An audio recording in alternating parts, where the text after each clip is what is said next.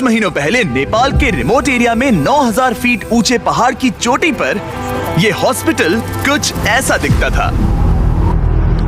इतनी दूर रहने की वजह से इस कम्युनिटी में बिजली नहीं है, मतलब स्थानीय डॉक्टर्स अच्छे मेडिकल इक्विपमेंट तक नहीं पहुंच पाते और अक्सर उन्हें सिर्फ टॉर्च और बहुत ही बेसिक टूल्स का इस्तेमाल करके अंधेरे में सर्जरीज और कॉम्प्लेक्स मेडिकल प्रोसीजर्स परफॉर्म करनी पड़ती हैं। बेहतर देखभाल की जरूरत पड़ने पर एक बेहतर मेडिकल फैसिलिटी तक पहुँचने में घंटों लग सकते हैं। इन प्रॉब्लम्स की वजह से कई मौत और मिसकैरेजेस भी हुए हैं। तो हमारे long term partners gift power, जिनके साथ हम अपने पिछले 3 फिलैंथ्रोपी वीडियोस में काम कर चुके हैं, उन्होंने डैन और डैरेन को इस समस्या का हल ढूंढने में मदद करने के लिए खोलोग्विन की यात्रा पर चलने को कहा, जहां उनका धूमधाम से स्वागत किया गया पृथ्वी पर सबसे खूबसूरत जगहों में से एक में।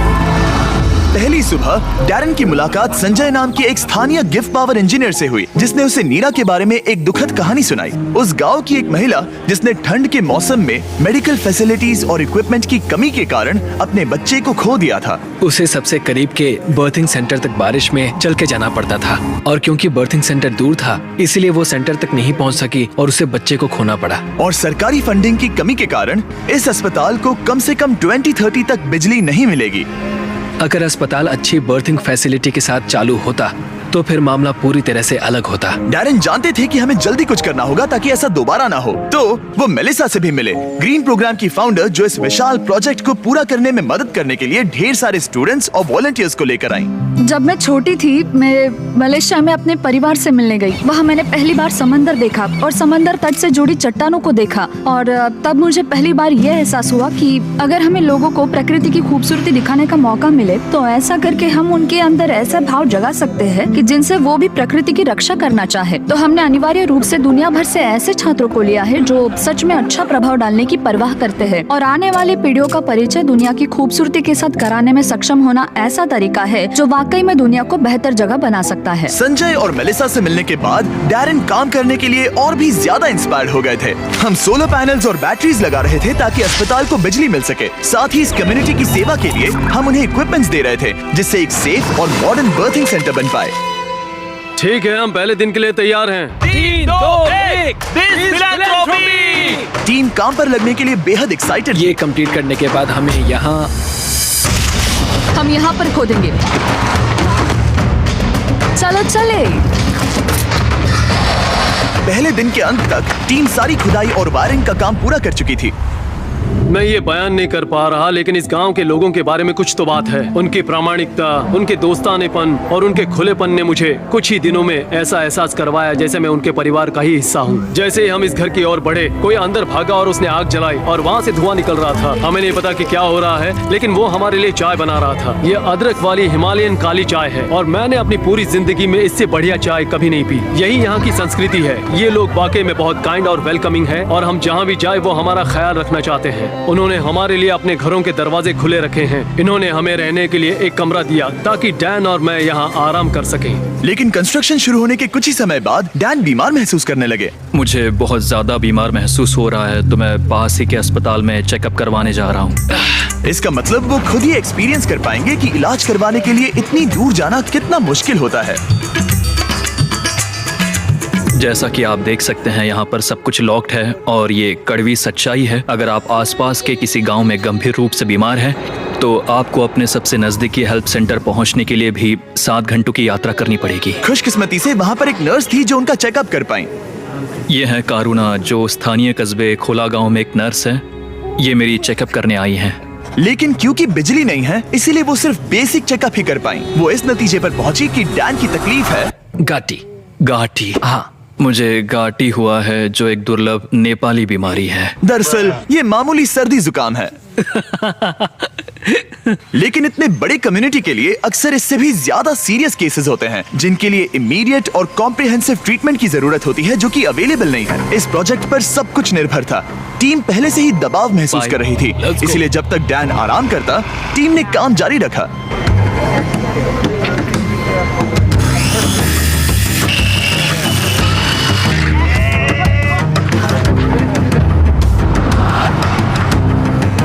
अब जब सपोर्टिंग स्ट्रक्चर तैयार हो गया था, हमने सोलर पैनल्स लगाने शुरू कर दिए थे। संभल के, हाँ, आराम से। टीम की कड़ी मेहनत के कारण हम स्केड्यूल के आगे थे, तो डैरन ने संजय के बारे में और जानने के लिए समय निकाला। जब मैं ऊपरी हिमालय में काम कर रहा था और उपकरणों की मरम्मत कर रहा था, तो हमें पता चला कि इस गांव में बिल्कुल भी बिजली नहीं है। और जब हम यहाँ पहुँचे तो मैंने देखा कि एक बच्चा सोया था और वहाँ एक लकड़ी के बॉक्स में आग लगाई गई थी। और मेरे दिमाग में अचानक आया कि इस तरह के उपकरण हम भी बना सकते हैं। और उसके बाद मैंने यहाँ नेपाल में एक टीम बनाई और फिर हमने एक बेबी वार्मर बनाया, और हम इसे नेपाली में न्यानो न्यानी कहते हैं, जिसका मतलब है एक गर्म बच्चा। न्यानो नानी इतनी सफल हुई कि इसने यूएसए में पीपल्स चॉइस अवार्ड जीता। मुझे लगता है कि ये मेरे लिए एक सपने के सच होने जैसा है, क्योंकि मेरा लक्ष्य इस तरह के वार्मर का निर्माण करना और लोगों को जागरूक करना कि इस तरह के रिमोट एरियाज में हॉस्पिटल्स का क्या महत्व है। सिंपल मेडिकल इक्विपमेंट से जान बच सकती है, ये समझने के बाद डैरन ने 10 और बेबी वार्मर्स खरीदकर संजय को सरप्राइज किया, जिन्हें वो इस तरह के बाकी कम्युनिटीज को डोनेट कर सके। संजय, मैं तुम्हारे पास से 10 और बेबी वार्मर्स खरीदना चाहता हूँ, और तुम इन्हें जिस भी हॉस्पिटल या कम्युनिटी में बांटना चाहते हो वहाँ बांट सकते हो। तुम्हारा बहुत बहुत शुक्रिया डैरन, ये मेरे और मेरी टीम के लिए बहुत मायने रखता है। Thank you so much.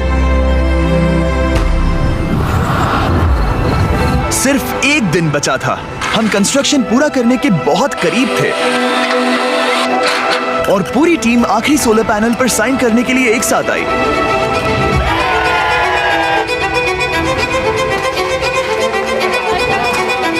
और डैरन को आखिरी बोल्ट टाइट करने का सम्मान मिला। हमने मिलकर बिना बिजली वाली इस टूटी हुई बिल्डिंग को पूरी तरह से एक अस्पताल में बदल दिया, जो इस कम्युनिटी के 16,000 से अधिक लोगों की सेवा करेगा। मैं इस बात का बहुत आभारी हूँ कि हम यहाँ आ पाए और उन्हें एक उपहार दे पाए, जो इन लोगों के लिए और आने वाली इनकी पीढ़ियों के लिए एक सार्थक बदलाव लाएगा। अब रात होने के करीब है और समुदाय को सरप्राइज करने का समय आ गया है। मुझसे और इंतजार नहीं हो रहा। पहली बार लाइट को जल्दी देखने के लिए पूरा गांव अस्पताल के यहाँ इकट्ठा हुआ। सब लोग तैयार हैं? 3, 2, 1।